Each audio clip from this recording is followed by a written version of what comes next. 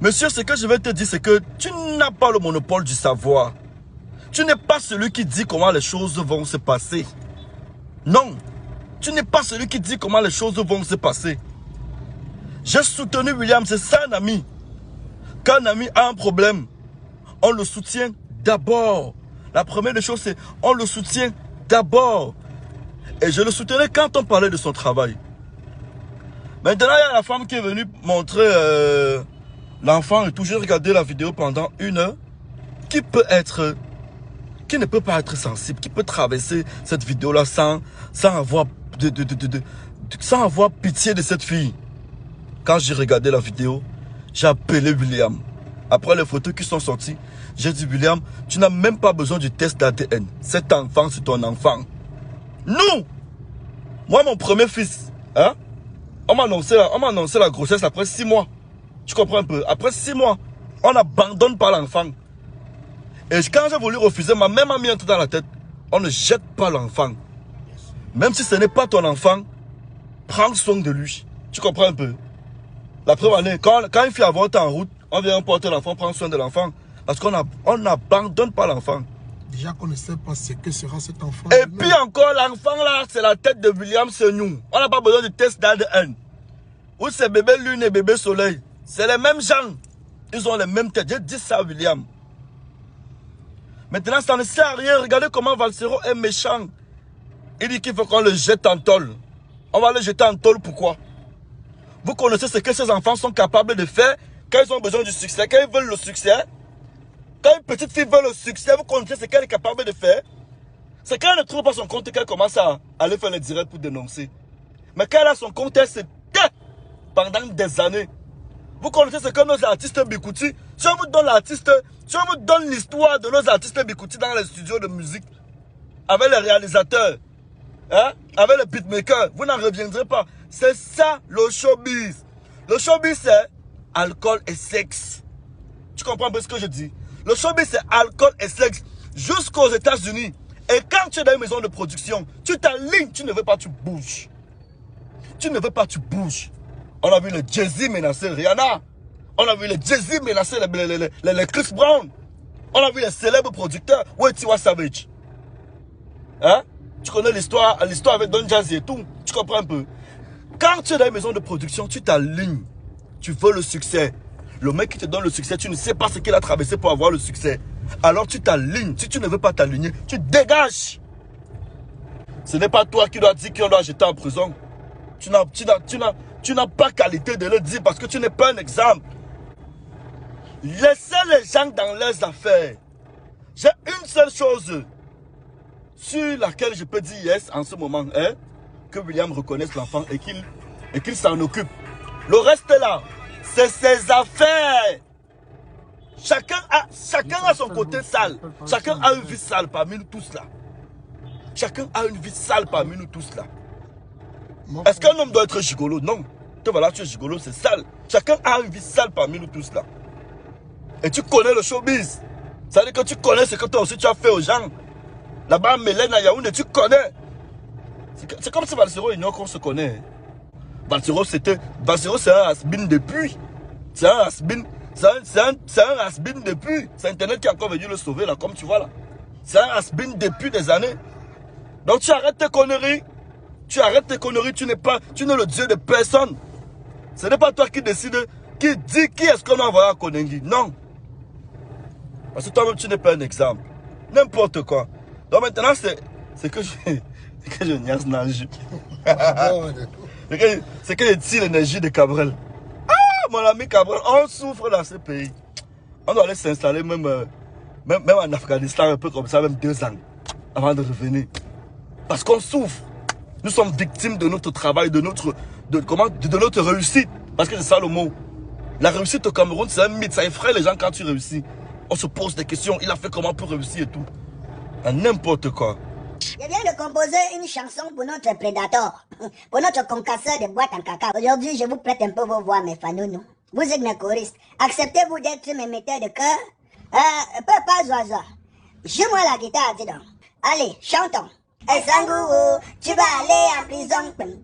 Sangou, tu vas aller en prison. William, you go go Fungatan. William, you go go Fungatan. Sangou, tu vas aller en prison. Sangou, tu vas aller en prison. William, you go go Fungatan. William, you go go Fungatan. Sangou, tu vas aller en prison. Sangou, tu vas aller en prison. William, you go go Fungata. William, you go go Fungata. Sangou, tu vas aller en prison. Sangou, tu vas aller en prison. William, you go go Fungata. William, you go go Fungata. William, quand tu vas aller en gata. William, quand tu vas aller en gata. William, quand tu vas aller en gata. Laetitia va porter les bagages, elle va partir. William, quand tu vas aller en gata. William, quand tu vas aller en gata. William, quand tu vas aller en gata. Laetitia va porter ses choses, elle va foutre le camp. Bonjour les enfants. Sangou, tu vas aller au Ngataye. Laetitia va prendre ses affaires, elle va foutre le camp. Alors Robertine la pifette. Ma petite Robertine la pifette, tu fais des mimi? Je crois que la Robertine la pifette, elle fait des petits mimi. Il a mis un gloss. Le gars, il a mis le gloss. Il a mis un petit gloss pour venir faire des mimi. Il vient faire des mimi, la Robertine, la pifette, la pifettose. Le gars, il me demande, et à chaque fois, je lui dis toujours que la pifette Robertine, tu es un cobaye. Et je vous explique ce qui se passe dans leur tête.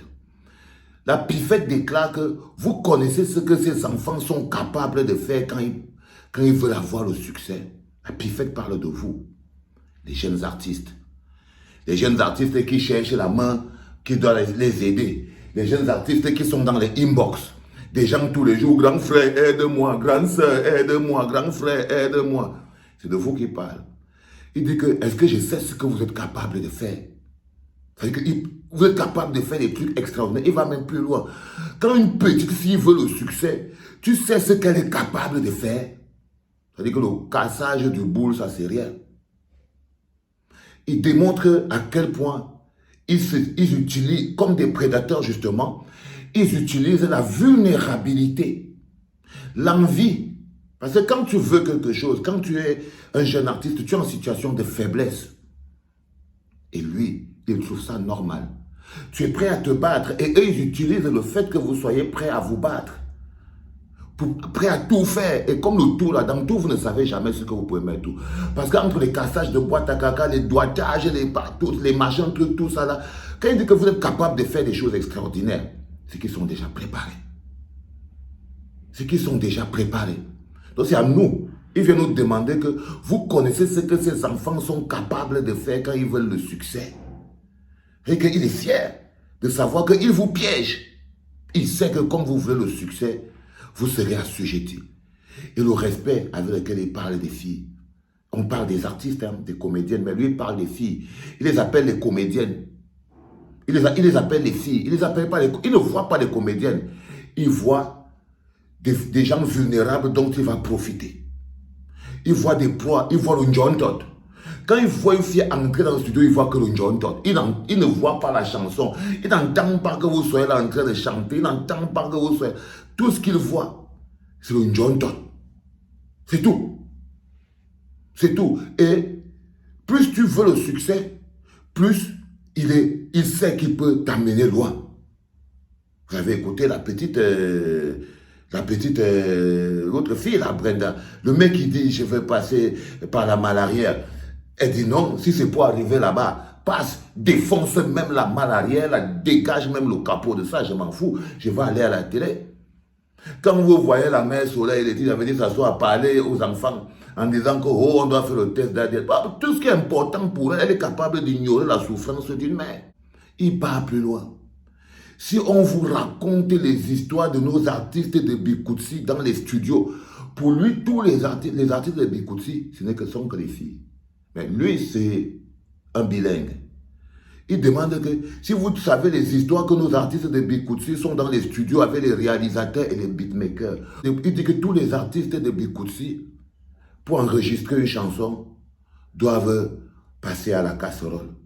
Ils disent que tous les artistes de Bikoutsi, Touma avait les réalisateurs, que les réalisateurs, Touma les artistes de Bikoutsi, que les réalisateurs et les producteurs, Touma, et pour lui, quoi, que les artistes de Bikoutsi, ce n'est juste que les femmes. Comme je vous dis, dans les productions, là, il y a les business productions, et les Robinson Pifo productions. Quand tu entres, ils ne voient pas la fille, ils ne voient que le John Dot. Ils ne voient que le John Dot. Et celui qui n'est pas content, il fout le camp. Et celui qui n'est pas content, il fout le camp. Il dit que quand tu pars au studio pour avoir le succès, tu ne sais pas ce que le bonhomme qui va te donner le succès, là, lui, il a fait pour avoir le succès. Ça veut dire que si on l'a concassé, il doit aussi te concasser. Ça veut dire que si on l'a concassé, il doit aussi te concasser. Ça, c'est la logique de la pifette. Maintenant, vous voyez, la pifette, c'est aussi une tremblette. Ça veut dire qu'il se pisse dessus. La pifette tremblette, il essaye de se désolidariser de quelqu'un dont il appelle son ami, William Sognou.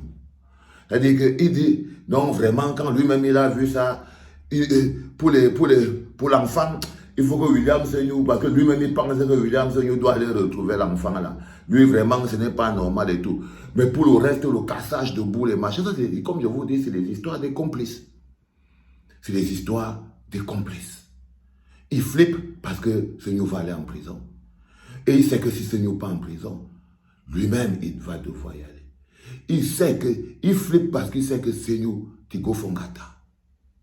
Il dit go fongata. Il le sait, il sait qu'on va le coffrer, que Sognou va aller au frais. C'est pour ça qu'il flippe. C'est pour ça qu'il flippe. Il essaye donc de se désolidariser comme il peut. Mais en même temps, en protégeant l'amitié qu'ils ont ensemble. C'est mon ami, c'est ceci, c'est cela. Mais je lui ai dit qu'il faut là qu'il aille reconnaître le bébé. Pour le reste, basta. Pour le reste, basta. Ne vous attardez pas sur Robertine la Pifette. Mes chers enfants, mes chers artistes, comédiens, humoristes. Ce n'est pas la Pifette avec son gloss sur la bouche qui est important.